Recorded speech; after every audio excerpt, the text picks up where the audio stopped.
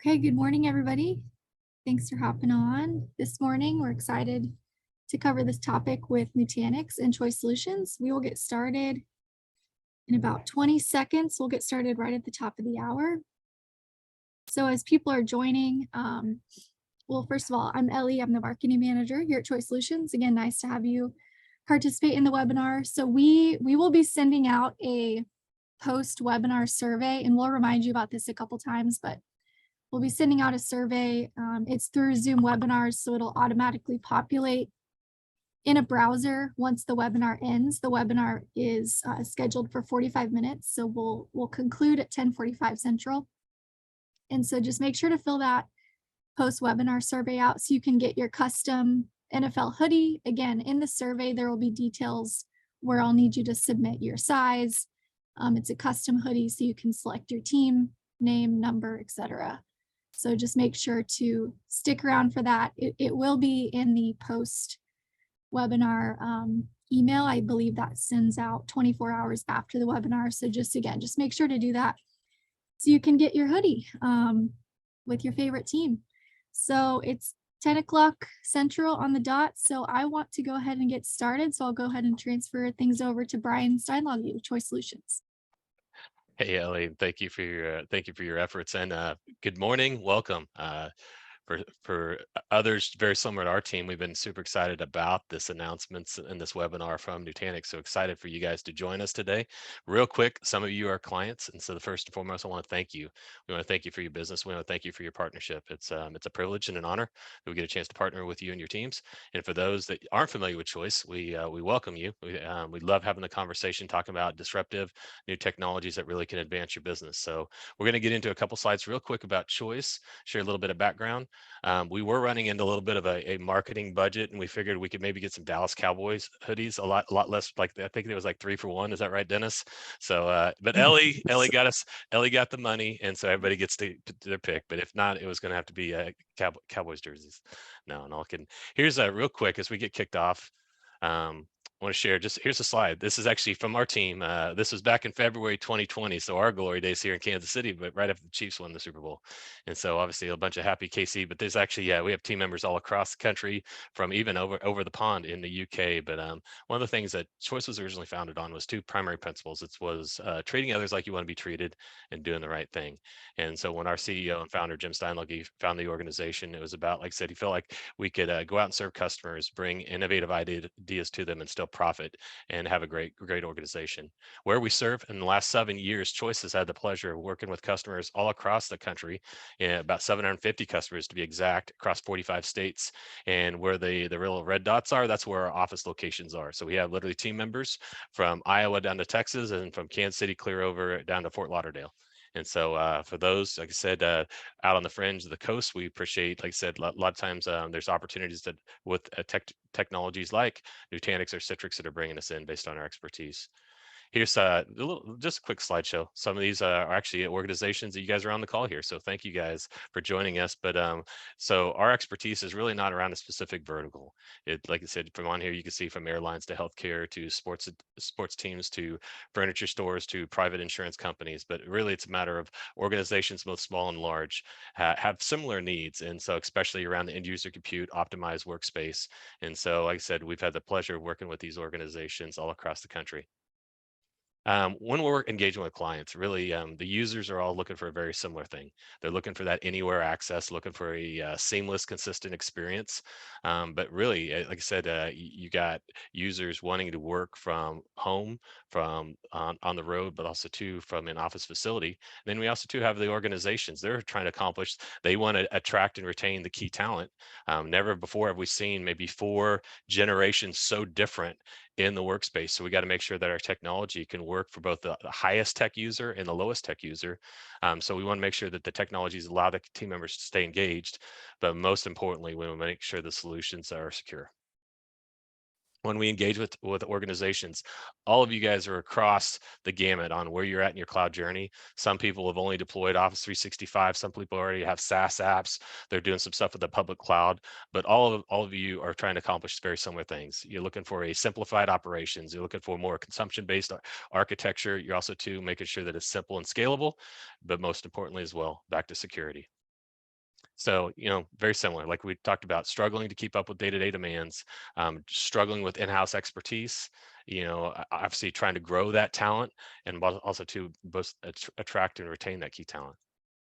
And so what people come to us and said, look, this is what we're looking for, kind of what our CEO set out to be is that advisory and bringing ideas of disruptive technologies, partnering, but bringing knowledge and expertise, bringing in innovative ideas with a proven track record, more of that consultative approach.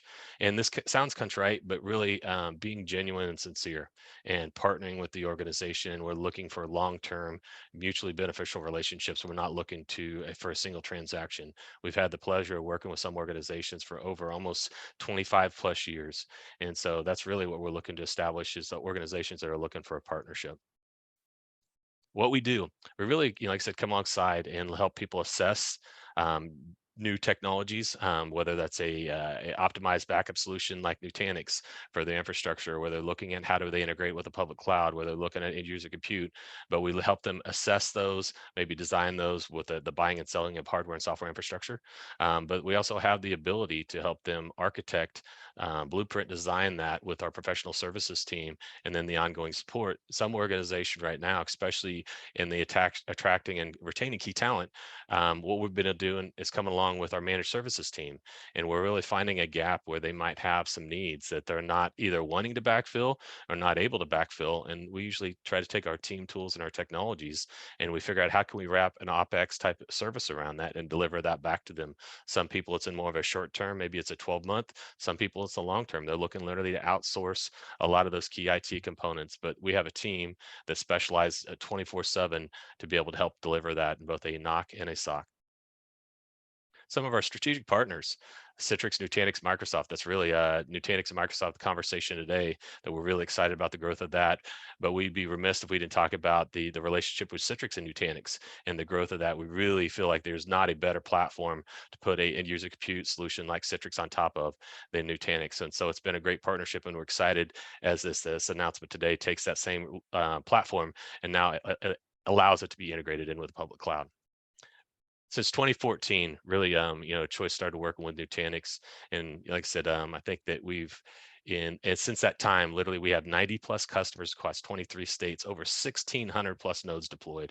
And what this sheet is showing here is just our level of expertise that our team know, both on the engineering support as well as our sales team, that really is designed around this platform.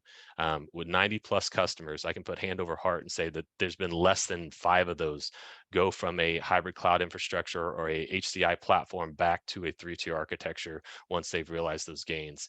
And so I think that's also too speaks volumes of Nutanix when you talk about their NPS score and you talk about the satisfaction with the platform and how many of the people who have consumed that technology are recommending that to others. So if you haven't looked at that NPS score, we highly recommend it. But that brings us to today, and we got Dennis Arnold, one of the senior channel SEs, to come on here and to share more about this really exciting announcement. Like we shared, is that the partnership with Citrix and Nutanix has been phenomenal. We're now excited to take that partnership into another area with Nutanix and Azure. So Dennis, thank you for joining today. Thanks, Brian. I appreciate that. And thanks for the handoff. And that was my first football analysis or analogy, right? There might be a couple more, but no, I appreciate that. In fact, I wasn't even going to mention NPS scores today, but I'm glad that you did because that's a big deal, and that ties into the value that Nutanix brings. But today, I want to talk to you about building your hybrid cloud with Nutanix Cloud Clusters. And more specifically, we're going to kind of frame this conversation around something that we just released last week, Nutanix Cloud Clusters, or NC2, on Microsoft Azure. And so we've been on AWS for a little while, but now we're in Azure. It was kind of a heavy lift, but I'm going to talk more about that and the elements of that and the value that it brings. But first, I want to kind of set the stage here, right? The world is changing. Business is changing. Information technology has to change with it, right? And so 5 years ago, a lot of CIOs believed that their most important skill was technology know-how and the ability to handle babies and work at the same time, right? I just noticed that earlier today. I was like, oh, that guy, he's handling a cuddly little football on one hand, and he's got the mouse going on the other hand, right? But today, that concept of know-how, of IT, of business challenges, this is all increased importance. And in fact, the value of IT has increased importance over the last few years, right? And there are really three main pillars of digital transformation that we're looking at the most, right? We're looking at revenue growth, we're looking at customer experience, and we're looking at employee experience, right? So therefore, we have to transition, we have to transform. So this concept of business transformation, it's been kind of thrown around for a while, but the need is increasing, right? Particularly driven by remote network or remote working, and the desire for many organizations such as yourselves to take themselves out of the data center business, right? Now, while many companies are focusing on cost reduction, they also have to innovate. So from remote teamwork and handling customer service to critical cloud infrastructure services, Nutanix works with customers every day to help them stay open for business in a world of remote everything. And you can see here, we've got some information from analysts and things, but we're going to kind of focus in on cloud being a must-have. And why is that, right? And that all kind of ties into flexibility, agility, and innovation, right? You've got to innovate as a business in order to stay ahead of the competition. But innovation is tough, right? Why can't IT organizations innovate? A lot of you may not be familiar already with what we do at Nutanix, right? And the way we came about was this thing over here on the left, right?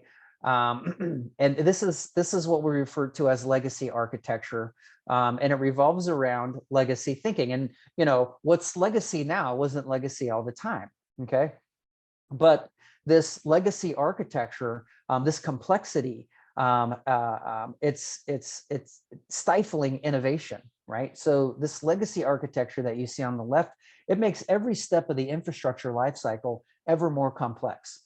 It's complex to buy, to deploy, to manage, to scale, to support. You buy this, in many cases, you buy storage in big increments, and you've got to then figure out how much capacity and performance you're going to need for the future. So that puts you in a position where you're always having to buy for the future end state. And if you didn't predict your needs correctly, then you take on risk associated with that. And so a lot of customers will over provision on storage and compute and capacity to mitigate that risk.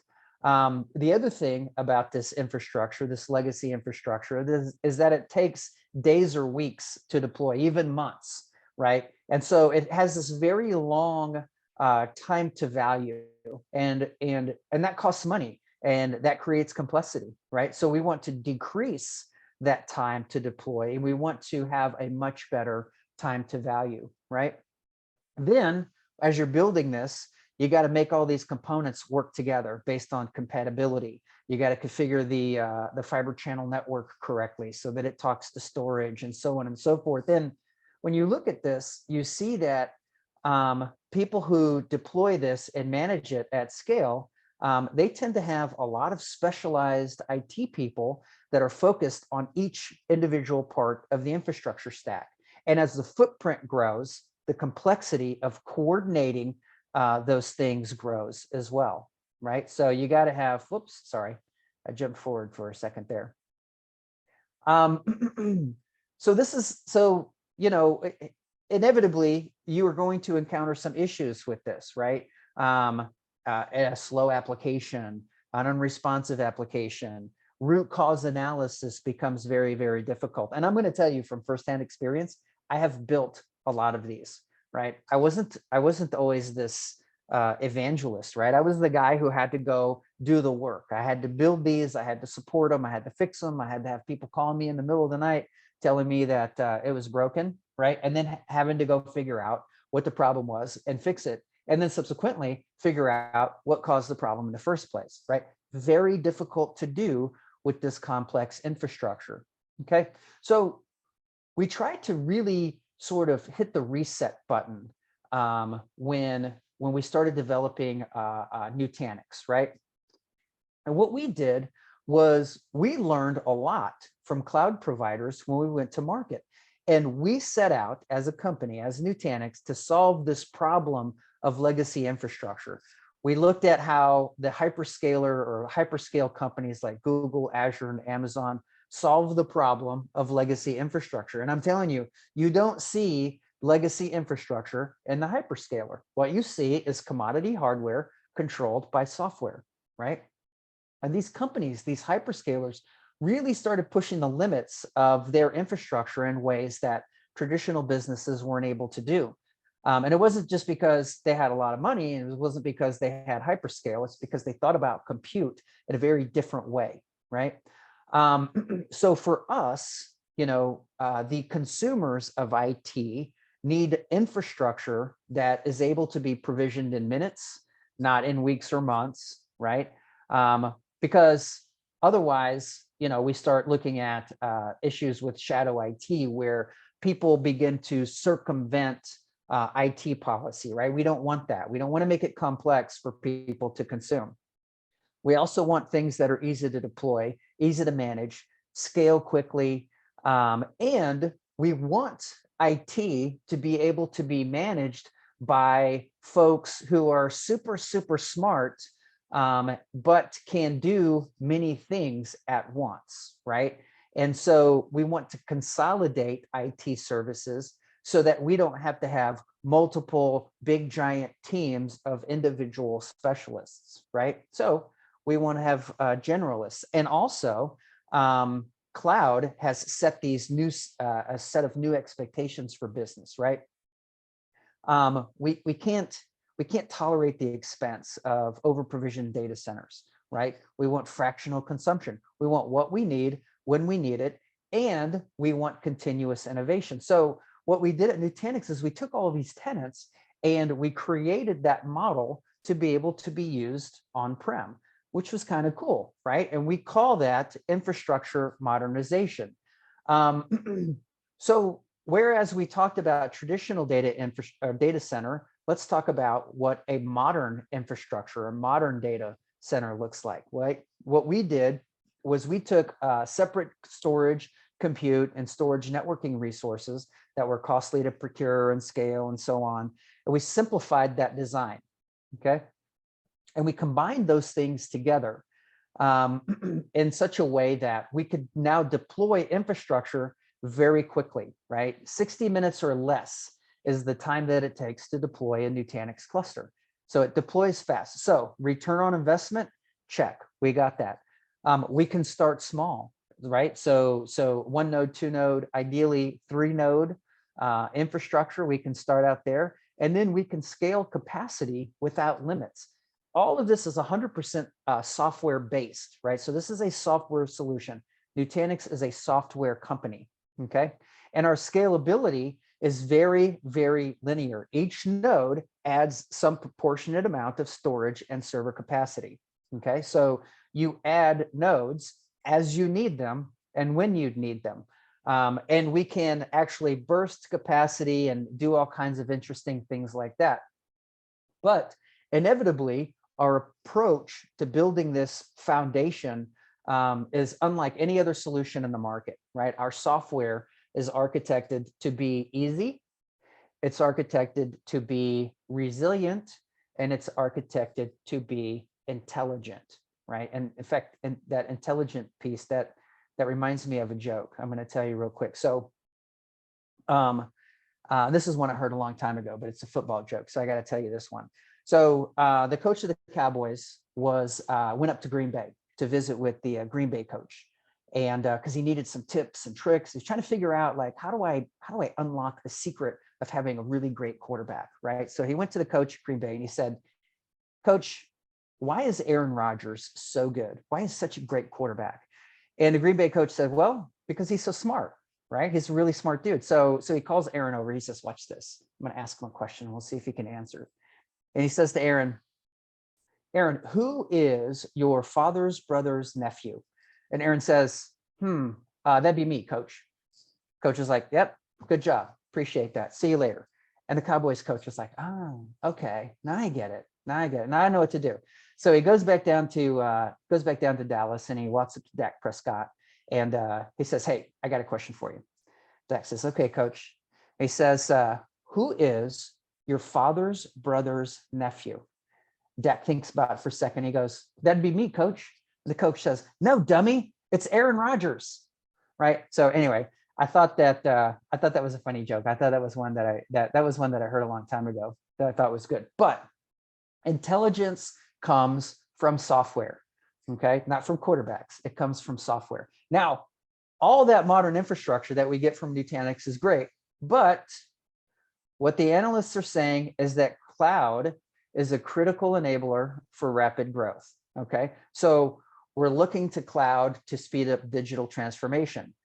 Businesses are looking to cloud to mitigate risk. They're looking to cloud to achieve corporate sustainability goals. Okay, but here's the other thing, right? There's the need for simplification. It's very difficult, as you know, to find and retain IT talent. I hear this all the time, right? We can't find people. We want to modernize. We want to grow. We want to scale. We want to adopt new technologies, but like, where are those people at? I don't know. They just all of a sudden disappeared. So you can't have a shop that has all of these different IT silos and all these different technical specialties. That's difficult to maintain, much less to find that talent. But there's a lot of money being wasted on public cloud as people move into public cloud anyway. I'll get into how we fix that later, but it's certainly not as much as NFL teams are wasting on players that are sitting on the bench, right? But there's a lot of skills that are required to move into the cloud, right? So we say, mind the gap, mind the cloud gap, right? Because there's all kinds of little traps, right, that you run into when you move into the cloud, things that people don't tell you that you discover when you're already in the cloud. Okay.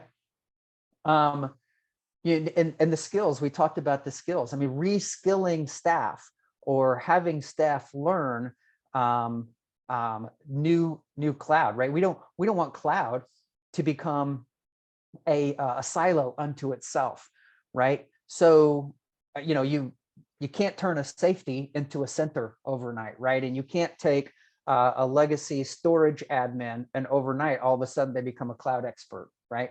So it has to be something that is intuitive and easy to understand, right? So what is the ideal state? The ideal state is this hybrid multi-cloud, right? We need a balance between public cloud and private cloud. We look at private cloud and we see that it has all of these great values, right? Ease of use, agility, scale, and security, right?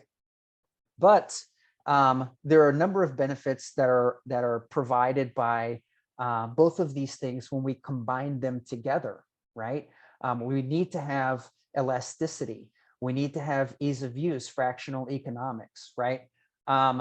So each of these infrastructures provides some degree of value. We just have to find a way to take advantage of all of it simultaneously in a true seamless fashion, okay? But there are challenges, we talked about that. Nothing's ever free or easy, is it? For all its value, public cloud can be just made up as another silo, right? Another thing you have to go learn. I'm telling you, cloud operations is nothing like what you've been doing for the last 20 years. And cloud isn't just cloud. It's not a situation where if you know one, you know them all, right? All the public clouds have different management, different operations, different services. They each can represent a new silo, right? And also, when you get into public cloud, you go all in, and if you have buyer's remorse, guess what? There's no refund, right? And nothing about cloud is free of charge, right? Cloud's not like a dead battery. So what do we have? What do we bring you? Who has this amazing thing called hybrid cloud, and where do I get it? I want to introduce you now to Nutanix Cloud Platform, and moreover, Nutanix Cloud Clusters. So essentially, we can think of this as data center modernization moved over into cloud, not overlaid on cloud, but natively integrated with cloud, right? So technically, Nutanix Cloud Clusters it's a Nutanix cluster that simply runs on cloud hardware, runs in the cloud. It's the natural extension of Nutanix on-prem into cloud. And this includes all of the value we bring, right? Our hypervisor, our management plane, we call that Prism, in case you haven't heard of that yet. Everything is managed by Prism. Additional services for unified storage, database automation, desktop services. These are all things that are native and integrated in Nutanix, right? These aren't, you're not taking a bunch of things and piling them up and trying to call that a solution and then saying, here, let's just go dump that into cloud. That's not the case. It's native. Remember, we were born in cloud, right? We were built as cloud, built as web scale on-prem. So it's a very natural extension to us to go to hybrid cloud. And it has a number of business benefits, right? What's truly unique about Nutanix and about Nutanix Cloud Clusters, right? Ease of use with consistent operations, performance SLAs similar to or equal to those on-prem, and the ability to protect your investment. Your investment in what, you ask? The Nutanix software, license portability, right? But a big one is the consistent operation across cloud. The idea that I manage one thing one way and manage another thing the other way is completely messed up. Like, that is not what we're after these days. Okay, it's your hybrid cloud, your way. And I mentioned the performance. I mentioned the investment protection and freedom from lock-in. That's another thing, right? And by the way, I should mention that my competitors don't do it this way. They have several overlays. They lack license portabilities. They lack workload portability. They lack integrated networking, and so on. So Nutanix is truly unique, but understand also that the move to cloud is not a one-way street when you're using with Nutanix, right? This protection, this freedom from lock-in. All the other cloud migration products you've done so far, those were all one-way streets. You get it over there and it's over there, and getting it back, really hard. So we're not presenting to you an all-in proposal, right? Now, a lot of the features of the hybrid cloud model come from the value of public cloud, right? Procurement, we mentioned that, scaling up, scaling down. Procurement in minutes is a big one, of course, nowadays, because the procurement of hardware seems to be still very extended, right? So what is it, like 3-4 weeks in order to get hardware? Is that right still? I think so. Scaling up and scaling down is needed, and then expanding into other DCs, right? Or so global expansion without a physical presence in a location is a big one, especially nowadays. I mean, we're just like inundated with mergers and acquisitions, and even rumors of mergers and acquisitions. And we won't get into that, but because we're not here for rumor control. But, you know, Nutanix brings a lot of value also to public cloud, the ability to just-in-time scale and shrink. What does that mean, just-in-time? It means that we automate that. Automated host remediation, DR cost optimizations. We're going to talk more about cost here in just a little bit. The ability to hibernate and resume. Why is that important? Well, because if it's turned on, it costs more money than if it's asleep. And then cost visibility and governance. That ties directly into cost optimization, not just from a DR perspective, but across the board. Now, there's various use cases that people leverage to move into hybrid cloud, to take on hybrid cloud. A lot of times, you know, if you want to just sort of dabble in public cloud, you find a use case that you can use, right? So disaster recovery is a kind of is an easy target for using public cloud. You can quickly build out a data center, a VPC, and use it as a disaster recovery site in various different Azure regions. You can also leverage on-demand elasticity, where you can rapidly burst into Azure or AWS for quick ramp up and seasonal demand as needed. Again, M&A. I got a bunch of people all of a sudden that that came to me from another organization. I got to get them put to work. So how do I do that if I don't have the physical infrastructure to support the additional users? Another one is lift and shift, right? We can modernize apps with Azure services. So there's this very easy mechanism that we provide. We provide the easy mechanism, Nutanix does, to make it easy, or to take those workloads that you have on-prem and move them over into cloud without having to do a bunch of refactoring. In fact, you can do the refactoring after the fact once they're already in cloud, okay? Cost intelligence, this is a big one, right? And this doesn't apply only to Azure or AWS public cloud. It also provides, it also applies to service providers, right? This is an absolute key element of this move into public cloud, or this move to hybrid cloud. You must have visibility into cost. You must have a way to do chargeback and budgeting, and you must have a way to manage cost optimization and to try to attempt to save money, because you already know everybody's going to beat you overhead with this. Public cloud is expensive.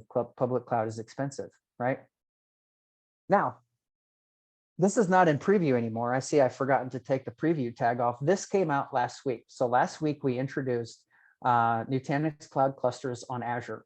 And currently in its initial offering, it's available in, actually it's 9 global regions now. It says 8 on the slide. It's actually 9. And there are 2 node types. These are bare metal instances. Okay, I like to call them BMIs, right? 2 BMIs. Now, comparatively, we've been in Amazon for longer than we have in Azure. We've been in Azure for like literally exactly 1 week, not counting the tech preview that we ran for like 6 months or a year. But in AWS, we're actually in 23 regions with 5 BMIs, right? So 5 bare metal instance types. But the Azure one, it's new. We love it. We know that there's a lot of pent up demand for us, for it. It took us a lot of time from an engineering perspective to get this going. And we wanted to make sure that this was right. We wanted to make sure that this really, really, really had tight native integration with Nutanix on-prem. So that's really one of the reasons why it took so long. Now, how do you get it, right? How do you get this? Well, there's a couple of different ways.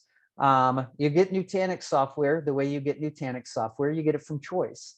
There's a couple of different ways to get the hardware, the bare metal instances. One of those ways is through paying for that. Actually, you can buy reserved instances through choice. And honestly, like, I don't personally think anybody should try to navigate this on their own, because you can procure in minutes, you can deploy in minutes, but there are a number of models for procuring that I really think that you should get those questions answered by our friends at Choice. Now, once you've procured the cloud piece, once you have a presence in the cloud, once you have a public cloud account, then what do?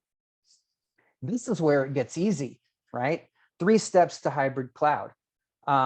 Step number 1. Oh, I got to erase that step number 1. Step number 1 should actually be call your trusted advisor Choice, and they will help guide you through the other 3 steps, the following 3 steps. So there's a step associated with deployment and networking setup. That's kind of an easy step. Unifying management and on-prem and Azure clusters, and then migrating workloads to Azure. Now, I put this in 3 steps. Having gone through this before, I can tell you honestly, it's more like 7 steps, but it's 7 wizard-driven steps, right? And so once you've talked to Choice and they've given you some guidance, then there's a few things that you have to do. One of those things is you create an account with Nutanix, right? So you have a Nutanix account on the web, right? You log into the Nutanix account, and you got a little button down there that says, I want clusters. I want Nutanix Cloud Clusters. So you click that button, and that is where you begin the steps. You see, we've got this cloud orchestrator, this web-based cloud orchestrator that you have access to. and it comes right from your Nutanix portal. So when you go in there and you say, okay, I want Nutanix in the cloud, the first thing it does is it asks you for your cloud credentials, right? So you put in your cloud information, your Azure cloud credentials, and it connects now the Nutanix management to the Azure management. It connects those two credentials together. So now you've got secure connectivity there from an authorization or an access perspective. Then what you do is you go through the process. I want to create a cluster, and I want that cluster to be X number of nodes and have this replication factor. And I want to create a VPC, or I want to use an existing VPC or a VNet in this particular case. And literally it walks you through these 7 steps. You say go, and literally in 45 minutes to an hour, you have a Nutanix cluster running in public cloud. So then what do? You start creating VMs. You start putting that guy to work, right? So how do we put that to work? That's step 3. That's migrating the workloads. So now what? You move the VMs, you move the workloads. And this is done with a tool that is very cleverly called Move, right? Now, when we first developed Move, we developed this exclusively to help VMware customers move from vSphere to Nutanix, or actually it was moved from VMware vSphere on 3-tier, right? That old yucky legacy stuff, over to modern infrastructure on Nutanix hyperconverged. So now Move has actually evolved in such a way that it brings private and public cloud cross migrations to the table, right? Not only cross migration, but cross hypervisor migration. So when you get that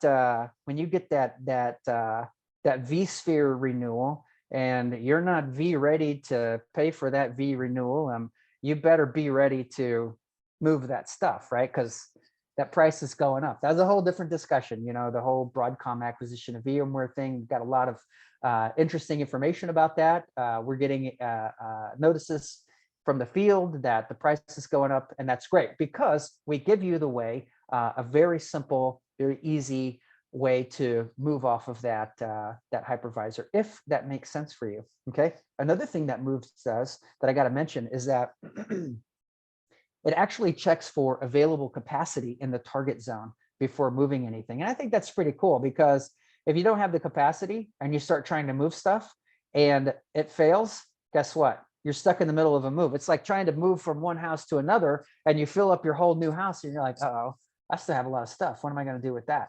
You don't want to be in that situation, right? So cross-cluster migration, very, very efficient, very easy, something that we've been doing for a long time. And you'll notice these arrows, right? This arrow from vSphere to on 3-tier to private cloud, that's a one-way arrow. Technically, that shouldn't be a one-way arrow, because we can move stuff back and forth, I'll admit it, but we don't want that to happen. We want you to move off of legacy 3-tier. Now, the other arrow, if you look at that one, that arrow goes both ways, right? So you move from private cloud to public cloud, and you go, ooh, hey, maybe I like that better on private cloud. I'm just going to move it back. No problem. We can move that stuff around. And there's a number of different ways to move those things. But now I know what you're wondering. You're wondering, well, Dennis, if I have to buy public cloud and I have to buy Nutanix, am I not spending more money than I need to spend? Because I mean, if it's public cloud, why wouldn't I just go to public cloud? Why wouldn't I just leverage public cloud if I have my presence in cloud? Why do I have to buy Nutanix also? Well, I'll tell you, there's a number of reasons, and there are a number of things that Nutanix brings to the table that add value. Not only value as in soft value, but value as in hard value, and value as in cost value, okay? And I want to introduce a concept to you called micro waste as you kind of digest this slide. Micro waste is the inability for customers to purchase the exact compute, memory, and storage resources they need within the Azure t-shirt size instances, right? Mapping specific VMs to public cloud instances, right, at scale creates a massive amount of micro waste of unused resources. you've got unused vCPU and you're paying for it, unused memory, unused storage. You're looking at a great deal of excess, especially at scale, and you're paying for every single bit of it. We help you avoid that with Nutanix. Also, there are storage limitations in public cloud, right? So using drives, public cloud, right? Using just native public cloud resources lacks dedupe, it lacks compression, right? There are certain performance aspects that you might want to take advantage of that you don't get without very expensive high performance storage. So you're paying more money, right? But the benefits of Nutanix in public cloud are real and tangible, right? We run Nutanix on bare metal servers in Azure, and this eliminates micro waste, right? That results in financial benefits for you because of better efficiency of hardware resources, greater VM density. Density equals lower cost per VM, right? That's a key one. We automatically run on high performance drives. And from a software perspective, we provide, not the cloud native providing, we provide compression, dedupe, erasure coding, all of these things that actually optimize the use of storage, right? And then we don't lock you in to a specific cloud provider.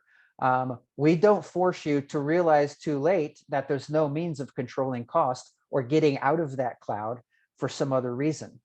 Okay, so we don't force you into that, because we know that you're not all millionaires and billionaires. There might be a couple of you out there who are super rich, but if you're super rich, it's not because you're super dumb. It's because you're super smart. Similarly, here's one for you. What do you call 53 millionaires sitting around a TV watching the Super Bowl? The Dallas Cowboys. But you knew that one already, right?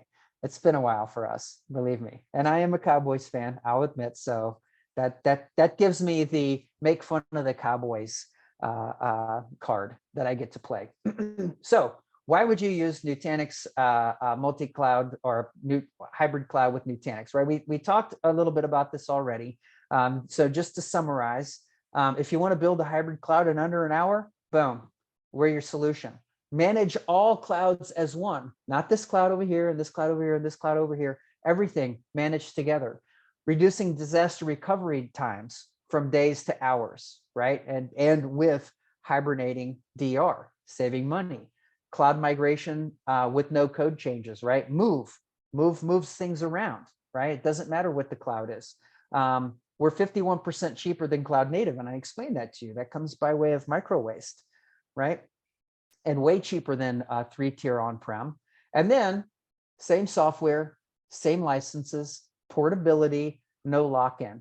So we think of this as cloud on your terms, your hybrid multi-cloud, your way, without compromises.